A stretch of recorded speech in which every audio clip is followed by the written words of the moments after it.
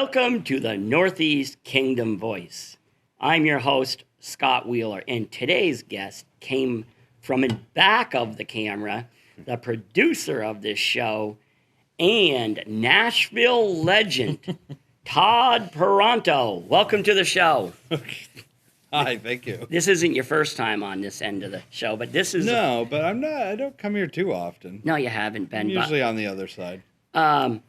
Yeah, as I'm fond of calling you Nashville legend, even though you haven't performed in Nashville, you said, for quite some time. It's been a while. I think the last time I was there was in 2008 or 9, but I did perform down there quite a bit, and I work remotely with people down there still. Have you ever ridden on Willie Nelson's bus? No, I've tried. I've seen it. Yeah, no, I didn't know if you got to ride in his bus and inhale or not. No, but that would be. That's something I don't do anymore. I gave that up years ago, but I would make an exception for Willie Nelson. So I wanted you to come on the show for a couple of reasons. I and my wife and the Northland Journal we've called you the 2020 Person of the Year because of all that wasn't an easy decision because there's a lot of people doing a lot of great things, and including the people on the front lines battling COVID. But I suspect we'll have another year of that where we can recognize them. But you've been a goodwill ambassador for the Northeast Kingdom for many years, and it seems to run in your family because I know your mother. She was a teacher, business owner, and just a community spirit. And your father was the mayor of Newport for a few years. And I know in a previous show we actually discussed whether there was any Russian collusion during his time, because Goodrich, that Goodrich Memorial, that kind of predates your father, but there's a little Russian influence into that building, so I'm not sure what kind of influence the Russians has had on. I don't know for certain, but he was involved in politics for a few years. He was in the council before he was the mayor. Did you ever see any like shady Russian folks, like maybe KGB people hanging out around your house? Not that I noticed, but I was young, so I might just thought they were friends. Or they maybe just those accents were from like lower Vermont. Yeah. We did have, though, Vincent Aluzzi used to come to the house all the time when my dad was both on the council and when he was. He claims to be mayor. but he claims to be Italian, not Russian. Yeah. Yeah, he's definitely not Russian, but when I was a kid and he came, I used to kind of go, oh no, because he used to like to put me in this little headlock and give me a noogie on top of my head. I don't know why he did that. You know what? You ought to do that to him now. I should do that to him now. Make a very public display. Come here, Vince. The other thing, you've also started a new internet show, because a lot of people remember you from your days at, were you on? Yeah, it was Moo that you were on. And a lot of people remember you in the Todd and Devaney show. And now you have a talk show, talk music show on the internet, Coffee with Todd. Yeah, two of my favorite things. Right. And you've also had Devaney on your show. I have, and Devaney and I are actually starting to do a show. You'll probably see it next year. We might be doing a show as well on the internet, so we might be back. Right, and it's. Internet's kind of, as you know, is trying to get out there, trying to be known. But the thing is the wonders about the internet, if you can get out there, your audience is far bigger than on radio. It is. I think the thing that not just me, but like any artist struggles with is and you've probably seen this too with the Journal. To be able to promote yourself in a cause or your business, is more accessible than it's ever been. It's basically free. Right. However, it's like that for everybody. So there's a lot of noise out there. Absolutely. And you have to try to cut through it. And it's not easy. Right. You know, I was thinking, so you could always go back to radio because as we know, as most people know, Rush Limbaugh, he's ailing. Yeah. And, you know, there's if you know, for alt-right, ultra-right, Yeah. if you've ever thought about being an ultra-right talk show host, you know, you might want to slip in an application there. Well, you know, it depends on how much money they offer me. I assume that if for the right amount of money, I could come up with almost any opinion that they wanted me to. Very similar to Tucker Carlson.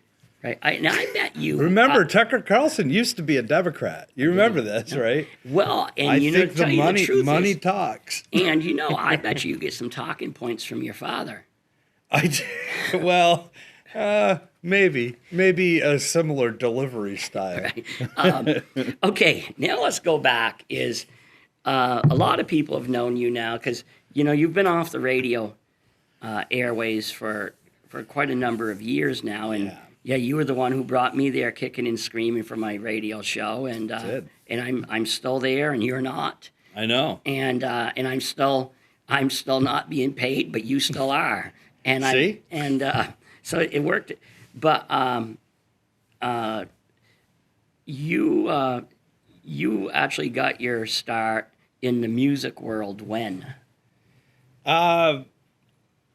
Like when did I start? Yeah, when did you start playing with music? I started relatively late for most musicians. Most musicians, if you talk to them, they were playing as a child or they come from a musical family, like the Warners. Right. You know, Wayne is not the only musician in that family. I The bet whole family. Right. And he was probably wearing almost diapers when he began. Yeah. And that's not that much of an exaggeration either. No, I don't think that's an exaggeration at all. But I think a lot of musicians start early like that, similar to maybe sports. If you grew up in a family that loves baseball, you probably played baseball. But I did not come from a musical family whatsoever. So I didn't really start until I was about 16, 17 years old. So your father can't sing? No. Well, You ought to get him. You ought to surprise him sometime and get him up on stage. I've never heard him sing. My brother Ryan thinks he can sing, and he cannot. And my brother Corey can actually sing very well if he's a little inebriated. Right. He's pretty good at karaoke. I mean, he could wipe the floor with me in karaoke. Really? He's good. Me, I'm going to tell you, I've told you this before. You and I could team up because if you have a hard time at the end of the night getting people to leave, to go home, put me up on stage. I'll clear the house. Absolutely. I have no talent whatsoever. And it's not going to happen. I haven't had any Nashville promoters asking me to go down. That's too bad. You know, my dad, I don't know if I've ever heard him sing other than there were two songs that my dad used to sing. One was the Frito Bandito commercial. Do you remember that? Yeah. Yeah, so when I was a kid, my dad would just randomly sing, I am a Frito Bandito. The other song was Mama Don't Let Your Babies Grow Up to Be Cowboys, Willie Nelson. Those are the only two songs I've ever heard my father sing at all, I think. And maybe I've probably heard him sing Happy Birthday. It would seem logical the next time you're performing locally, including with who's the famous fella you travel with occasionally? Livingston Taylor. Livingston Taylor. Yeah. I bet you Livingston would love to have your father serve as a co-opening act. And he can sing the Freedom maybe song, you know. I'll ask Liv next time we chat. Yeah. So you've come a long ways though. You went from being a 16-year-old and driving around in your 74 Dodge Dart you made that you have now made a killing at, that you've made massive fortunes off that. I make ones of dollars a year in royalty off of that song. Right. But you really have come a long ways. Actually, even your stage performance now is you've come a long ways. But how did you team up with Livingston Taylor? And is he the older brother or a younger brother? He's the younger brother of James Taylor, actually. I always thought Livingston was older than James, but James is a couple 3 or 4 years older than Liv. So how did you team up with him occasionally? I met him so years ago on the radio. I started a food drive called Hunger Fest. That happened every year around Thanksgiving time, and then we somewhat unceremoniously left the radio station, and NEK was who we teamed up with to stock the food shelf. So I started talking with Joe Patrici, who was the director at the time, and we figured out a way to keep Hunger Fest going without parking in the Price Chopper parking lot and stuffing a truck full of stuff. We said, well, why don't let's do concerts. So we got together with a promotional agency that worked with North Point, and they threw some dollars behind it. And the first year we got Jonathan Edwards to come up. And then actually the first 2 years Jonathan came up. The third year we moved it to Linden State College because it was a little more central. NECA serves all of the Northeast Kingdom. And we brought Livingston Taylor up. So that's where I met Livingston. Opened for him. Didn't really talk with him much because you know how philanthropy works, right? You get a bunch of people that donate money, and then you have to give them some value. So then you have a dinner with the star, and everybody that donated the big bucks can rub elbows with I thought the you were star. saying you were too starstruck. No, that's one thing I don't really get starstruck. I think if I met Bob Dylan, that might be the only time. But So you're not starstruck right now. I mean a little, but by sitting near me. First time I met you, I was. No, I really didn't get to talk too much because all the main sponsors that paid money to be there to have the dinner with him. So I talked to them a little bit in the green room, and then that was that. But the connection was I'm also good friends with Ellis Paul, who's a folk singer. Right. And his manager at the time was the same manager as Livingston. So I already had that connection. And I knew Livingston was somebody that I could learn a lot from. So the next time he came somewhere remotely close in New England, I reached out to his management, and they let me open the show. And I've opened for him 8 or 9 times now. And I mean, we've had my girlfriend and I joke and call him Uncle Liv because before a show, we'll usually go out to eat. And we'll sit down at the table and we'll talk about anything from one time he gave us a lesson on how to properly dispose of nuclear waste. And another time he gave us financial advice and told us how to get out of debt, but he said Become a musician. Yeah. He said to me, you never want to buy a brand new car. You always want to buy a secondhand car. And I said, yeah. And he goes, my car is a secondhand car, and I paid cash for it. But his car is an Audi.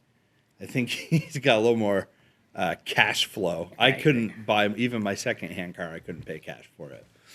I know, but you had a high-end sports car, Prius. I did have a Prius for a long time. Yeah, he might have been jealous of that car, but I think I'd retired that by the time I met him. Right. Have you ever met his brother, James Taylor? No, I would. That might be another starstruck moment. I'm a big James Taylor fan. There's a possibility that he wouldn't let you open for him because I don't think so. You might show him up. Yeah, I don't know about that. Once, no, and we were playing a show though in Saratoga Springs, New York, and there was a huge chowder fest going on outside. There were thousands of people out there, and these people kind of came up. You would come up the stairway, and then you would go into the lobby, and you had to buy a ticket to go in the lobby, and then there was the performance venue. And these people came up and looked around the corner, and the guy running the door or whatever, he said, I'll let you come in and take a look, but then you have to leave because you don't have a ticket. And Livingston's up there singing some, I don't remember what song it is, and Danielle and I were in the lobby, and they look around the corner, and this person is clearly inebriated from a day's worth of celebrating chowder. Yeah. And she goes to her husband, "Oh my God, it's James Taylor!" Like playing to a room of 150 people. Sure, that's James Taylor. You're not only a singer, but you're also a songwriter. And I had your friend on here, and I think you were probably on at the same time, Wayne Warner, who has seen success in Nashville. Yeah. And I made a comment to Wayne, and I never thought about this. I was talking about another singer who is very good, but he sings only other people's songs, and which he didn't take away. He didn't take away from that person. Yeah. But he said, if you have a singing voice, pretty much, you can sing anybody else's song, but it takes real talent to be able to write your own songs and to have people want to, listen to them. Yeah, it's a lot harder.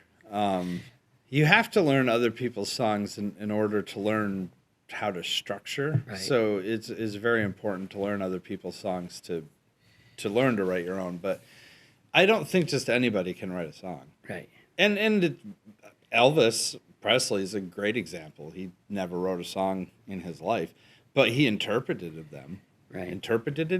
He interpreted them very well. And that's why he was a star. That, and, he was slightly better looking than many people. Right. You haven't tried to hip swivel up there? I tried, but I'm just, I'm not very graceful. Right. Yeah.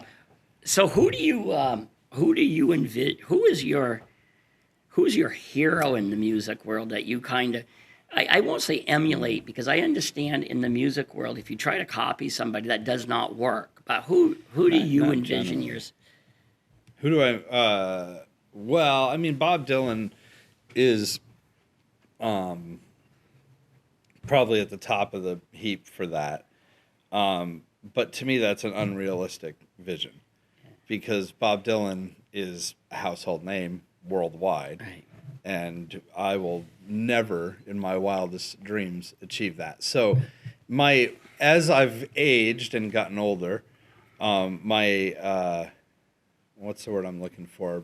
My expectations have become more realistic, I guess is a good way to say. So, though Bob Dylan is a huge pillar for me, I tend to, Liv Taylor is certainly a huge influence. Ellis Paul is as well.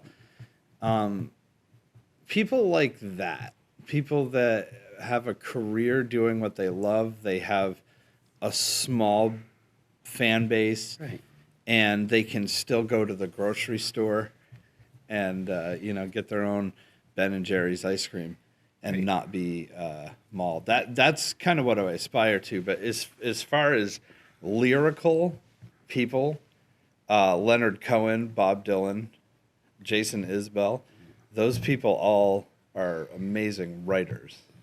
But let's be real, you have come a long ways. I've known you now for I must be going on 15 years. I've been up to the radio station. Yeah. And back then, I remember you telling me that you were pretty impressed if you saw your parents and their partners and maybe a couple other family members sitting down here with a couple other people. And yeah, you kind of considered that a success. But now sure, you occasionally tour with Livingston Taylor, so you've come a long ways. Yeah, I've been very fortunate. I've toured with him. I've toured with Ellis Paul as well, and and you've even been on stage. I was there with Wayne Warner, and I know he's sure, and I know he's a local boy, so people don't give him credit where credit's deserved. But he's an outstanding performer himself. Yeah. Wayne got me really started. He's the one that first took me to Nashville and first let me open for him. And it's funny because I opened for Wayne many times, but now whenever I do a show with Wayne, we do it together. He sits next to me. And so I guess we don't open for each other anymore. We just tell stories. And so as I said at the beginning of the show, we decided to, for Northland Journal, the publication my wife and I own, we don't have any set rules on who we choose. But like for example, I believe last year was last year it was Darcy McCann from the Northeast Kingdom Chamber and all the good work she does. Yeah. And then the year before, John and Janice Wilson. John was a career military man, including tour of Vietnam, and his wife was there every step of the way, and including with city government. And a year before was Jen Barrett, who salvaged who managed to salvage and pick up the pieces of the Orleans County courthouse, as in she's the state's attorney. Yep. And so this year we chose you because you have done, you've done a lot for the area, and you're not one of these people. We've talked about how we're reluctant promoters. When we're in work business, it's hard to promote your own stuff, but you have done a lot. And your sidekick, Devaney, who, contrary to popular belief, you are not married to, because I'm sure your partner, Danielle, would object to that, being married to Devaney. And her partner, Jason, probably would object to that, too. Right.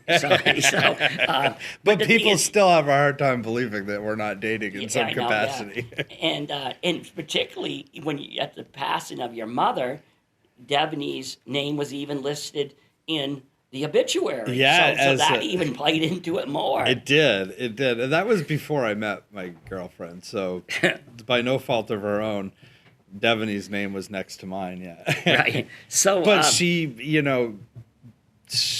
calls my dad. She called my mom. Yeah. Devaney and I have a very brother-sister-like relationship and have for years. Does that mean you ever slap each other upside the head like brothers and sisters? Sure, we probably have. At least, but you were also instrumental in getting the visitors center in Newport built, because during your short-lived tenure with the Newport City Chamber, or what are they called? Vermont's North Country Chamber of Commerce. Right, and so you helped get that built. Yeah, a lot of people don't really know that about me, actually. I wasn't there long, but I was there long enough. Right, and that's the funny thing is, and I think there's people who have chosen to kind of write you out of. Yeah, I think I've been written out of there. Yeah, you've been kind of written out, and that's okay. I think that is what is the word for that now? Politics. No, yeah, that's true too. But then you have raised through Hunger Fest I think you said actually tons of food. Tons of it, yeah. Yeah, we started the first year that we did it at, it was RJ's Friendly Market, so that's how long ago that was.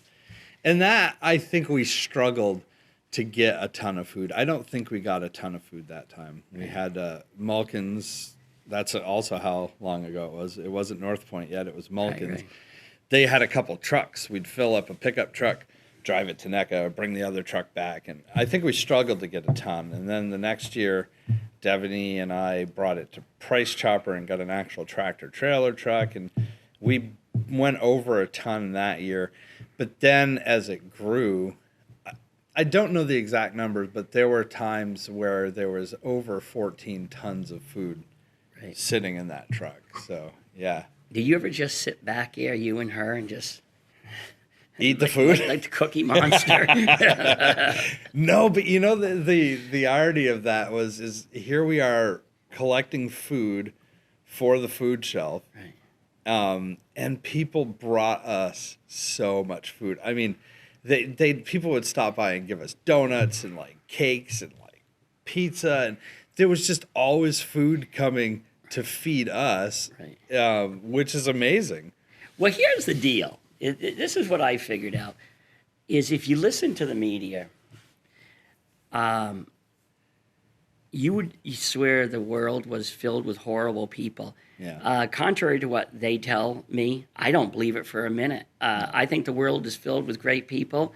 I think the media is off the rails. I don't care what flavor of what flavor of the media you watch. They're off the rails.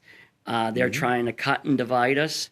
And everywhere I go, I find wonderful people from every political party, every race, every demographic, and I think what you're saying is you also saw that. And here's the other thing: people who tell me how much they do, how good of people they are, they're usually not. That's how come you're just you and Devaney and others like you are often unrecognized because you don't go around telling the world all the good you're doing. You're too busy doing. Yeah. I mean, it's something that makes you feel good about yourself when you are able to help somebody else. So if you feel good about yourself, you don't really need to tell everybody how great you are. Yeah. You have Facebook to do that. Yeah, Facebook. That's what Facebook is for. Oh yeah, Facebook. And if you want medical advice on something, you go to Facebook, because that's where you don't go to a doctor. You go to Facebook. No. Damn near any advice that you need, you can find there. Yeah. It's just a click away. Okay, you only have a couple more minutes, but most of all, I want to thank you for all you do, because you actually have spent a considerable amount of time making me sound reasonably smart, either when it was on the radio show or on this show, because you do have to edit me and take my foot out of my mouth. Yeah. But between you and Johnny, the master up at Moo, all you guys are mellow too. I think Johnny's probably a little more mellow than you. He's pretty laid back. Yeah, I don't know. I bet you kick the garbage can over occasionally. I get frustrated from time to time. Yeah, especially when there's involves plumbing issues. I know. Yeah. You were getting unglued. That's a whole other show. Yeah, it's another show. So, how can people watch your Coffee with Tod? Yeah, it's every Sunday morning at 9 a.m. and it's live on Facebook. It's also live on YouTube. You just search for me. It's TOD 1D PRONTO, either on YouTube or Facebook, and it's on Twitter too. But like only weird people are on Twitter. But it is on Twitter. Just at 9 a.m., just go to my Facebook or YouTube page. Or you can watch it on YouTube anytime, right? Anytime, it's there. Yeah, and actually, Facebook it is too. If you find my page and you scroll through, they're all there. And I have a different guest on every week. They're generally singer-songwriters. Yeah. That's the type of music that I perform. It's what I enjoy. It's what I... You had one friend of ours. I did. He's been known to sing in church. And Mark Sokolis, I had him on for his birthday, but yeah. Yeah, but I've watched that even evolve, and now, and you're really, once you figure out, because from a business person myself, you've got to figure out how to get it replicated out there. And but you're doing a great job. It's growing every week. I don't know if it's ever going to be anything that is going to gain tons of followers, but it's gotten a good little reception, and we're going to keep doing it, and I'll keep introducing people to musicians that I like. And if you ever want to implode that show, have me on. Okay. To sing. All right. And that'll... When I'm sick of doing it. When you're sick of doing it. Have me come on. This is the final episode.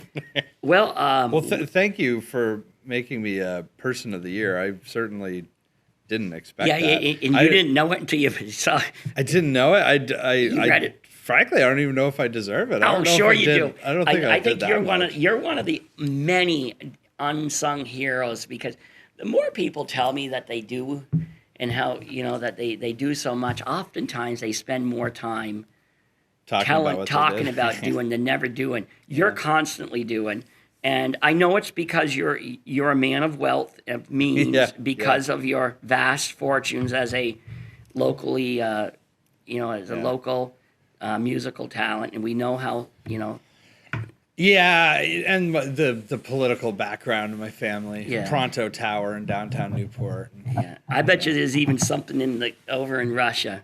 There probably is. Hey, Yeah. in closing, no. As I was telling you, one of my sons lives in north of Caribou. Yeah. And there's even Pronto burrito.